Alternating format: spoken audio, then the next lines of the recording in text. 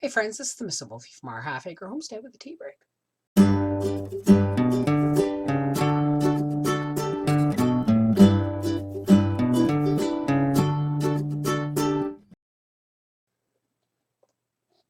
My tea's almost gone. It's a quick tea break too because I'm canning spaghetti sauce again today. Um, Let me know if you want to see the video. I did vegetable sauce before using rotating out pantry stock. Now I'm doing everything from scratch except for the mushrooms and the tomato paste. That's the only thing. Everything else is garden vegetables and a bushel of tomatoes I peeled last night. My celery garden, I'm going to have so much celery, I won't know what to do with it.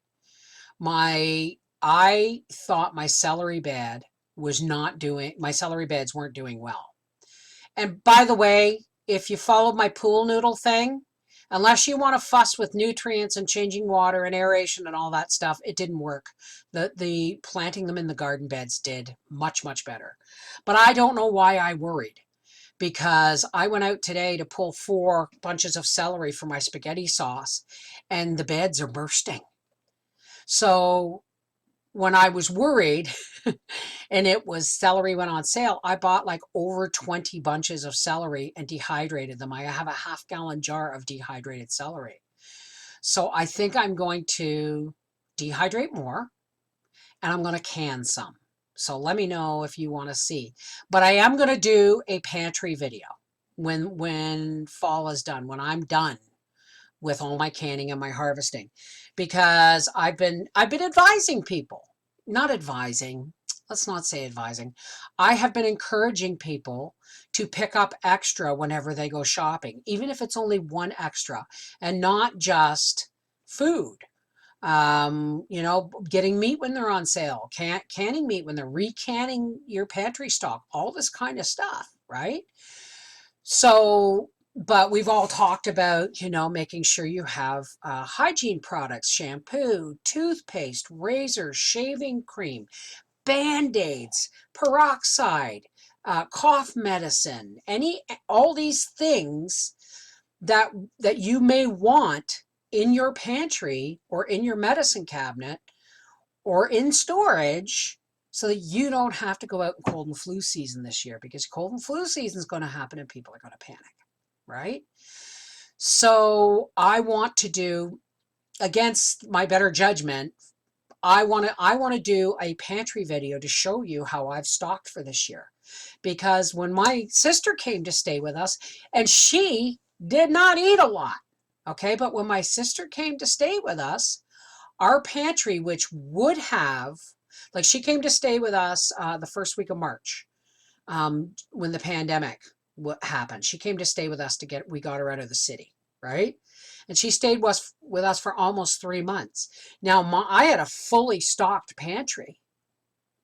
But when you have one more person, see, we're at home, or here at home. I'm the only one who's here all day, me and Gracie, right? Howie's at work all day. He goes to the bathroom at work. He eats at work.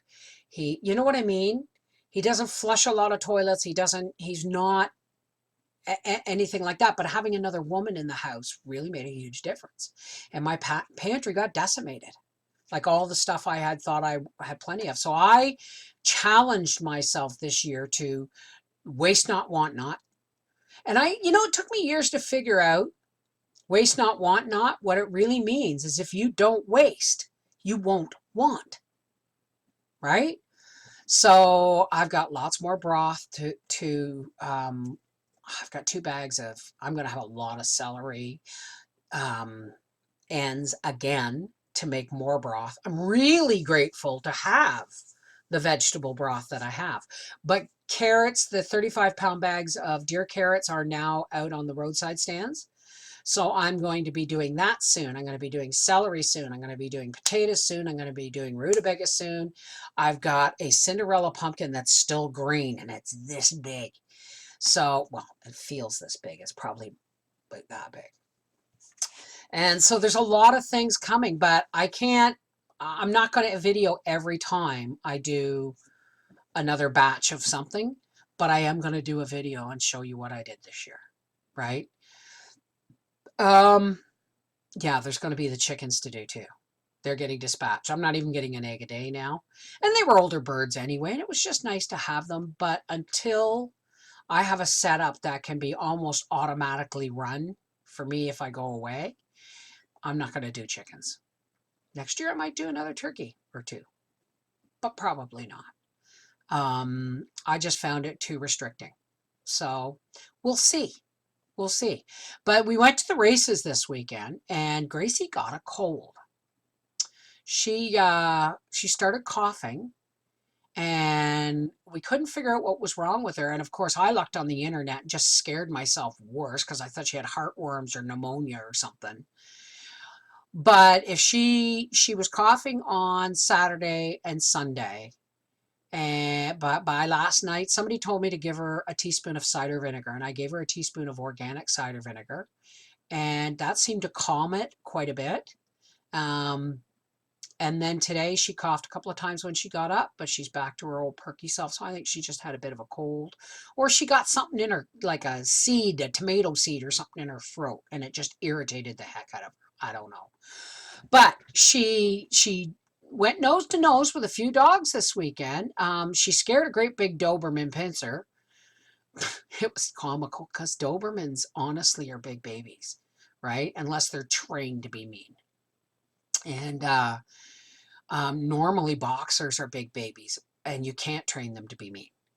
But the truth is, she's just full of herself. Anyway, I introduced her to the Dobie next door. That is Stephen's parents' dog, for all who've been following the races, and Stephen Ballantyne. And Gracie just did one of those, they were like eyes, right? And he was like, hello, hi, it's Grace, twice her size. Hello.